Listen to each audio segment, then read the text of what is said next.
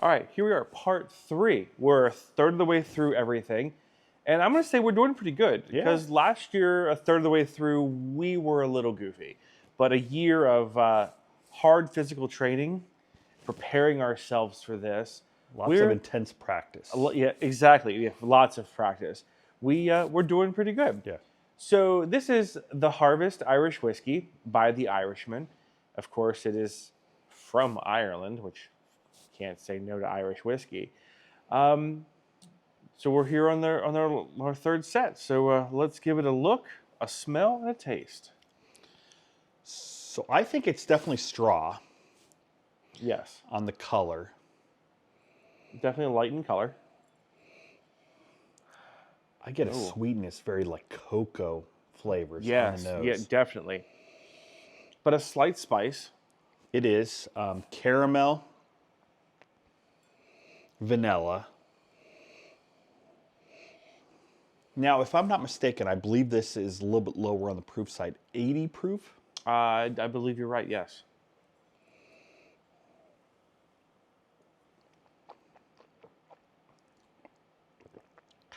Definitely cocoa. Yeah. A lot of cocoa. The vanillas, the caramels. But you get your spice as well. Yeah, it's a well-balanced. It is. It almost is a umami type flavor. Yeah, there's a savoriness to it. There is. Yeah, yeah. Now, yesterday when we were up in Frederick at the wine house, ran into the Irishman whiskeys as well. Yes. And while we didn't get a chance to walk away with any, I think this would definitely be one to look at. Yeah, and especially since, as you know, our cocktails come out March. You can't do March cocktails without an Irish whiskey of some kind. I'm not going to say that Irishman is going to make the wall for March. There are so many other great products out there. We have Keeper's Heart already. We do. Which is actually the master distiller of Jameson, I think, moved to America, to Chicago, and is now blending Irish with bourbon. We picked up a bottle of that. We've had that was our Irish coffee for December. And I know we're going to use that again probably for another cocktail, maybe something else. And when you were in Portugal, you picked up something, didn't you? I did. So Teeling's had a bottle that they finished in a port cask. And so picked up a bottle of that as well. So maybe we might roll out that. We'll see. I'm looking forward to trying that. Oh, I'm definitely looking forward to trying that. I'm going to finish this first. Great start to part 3. Great part to start 3. So for number 10, back here in the U.S., I'm really excited about this one. So Patchy picked up a 3-pack the other day at one of the Virginia ABC stores of a Yellowstone gift basket. So I'm kind of looking forward to trying those. But for number 10, we are in their Special Finishes Collection. This one is finished in a toasted oak stave with their bourbon and 100 proof. So looking forward to seeing what Yellowstone has to offer. Oh, you can smell that 100 proof right away. Yeah, and definitely on the amber side. Yes, a little darker. You know, I get a lot of toffee. Oh, yeah. And there's a nuttiness to it. Maybe a walnut? Yeah, potentially, yeah.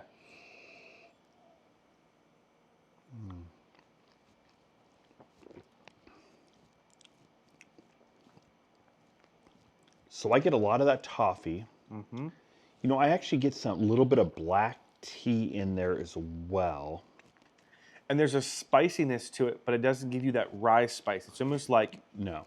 is it like cinnamon, potentially? Well, but then there's also like a peppery. So I would say it's a white pepper. It's not as spicy as a black pepper. That's good. Yeah, it is. Definitely the walnut, definitely the toasted, but a lot of the toffee on the front end. Mm-hmm. So if you were a Yellowstone character, who would you be? I'm not sure. Not sure who I would. I would love to say that I was a Rip, but I don't think I'm a Rip. I'm probably more a Jimmy.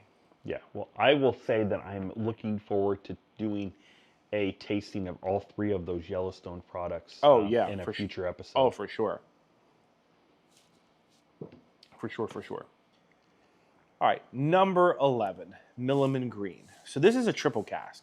So you have Texas, Tennessee, and Kentucky. Yep. So this is going to bring all the good flavors of all three and blend them together in a 94 proof Yep. product. This is their triple cask, a blend of straight bourbon whiskeys.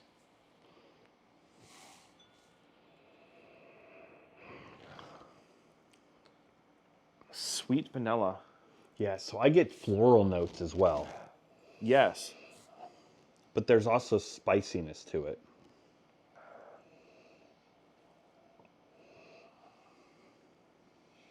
Yeah, you definitely have the spice.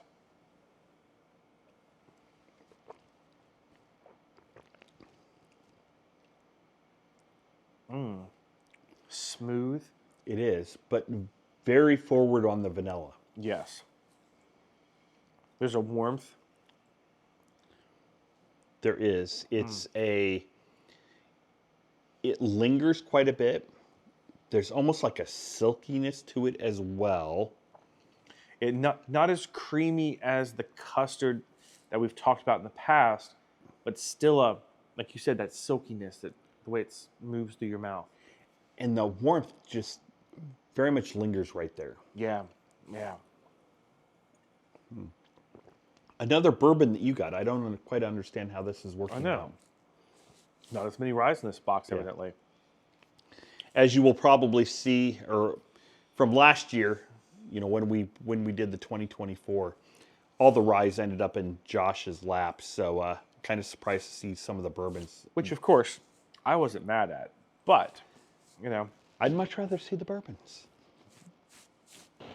So for number 12, we're going to actually go across the Pacific as well, go to Australia. We're going to do the Starward Distillery, and we're going to do the Nova Single Malt Whiskey. 82 proof, so a little bit lower on the proof side. As we take a look, you know what? It's actually darker than I kind of expected it to be. Yeah, I was thinking the same thing. It's I would even say it's darker than amber. It is, which is surprising. I get a lot of berries and fruit. Oh, fruit forward for sure. Yeah. Very tropical, but also the oakiness too. Yeah.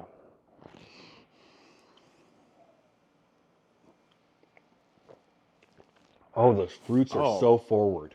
Yeah. And a hint of spice that balances that out. But definitely not a lot of spice. No, not a lot of spice. It's Ooh. little bit on the vanilla side. And just sweet enough to almost give it like a slight honey, but not a honey flavor. It's like that floral that comes from the honey. Yeah, don't disagree with that at all. But on that second, got a lot more of the berries as well. Oh, so much fruit. Yeah. So for our one stop in Australia, very good. Yeah, I'd like to know what kind of barrels they use to produce that almost fruit-like taste. Yeah, exactly.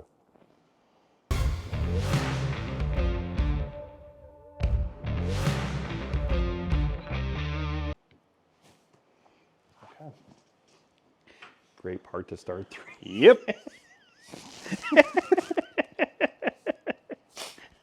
No one heard that. It's fine. As the beginning of this, I was like, we're fine. Just so you all know, I can't talk when I'm sober, so...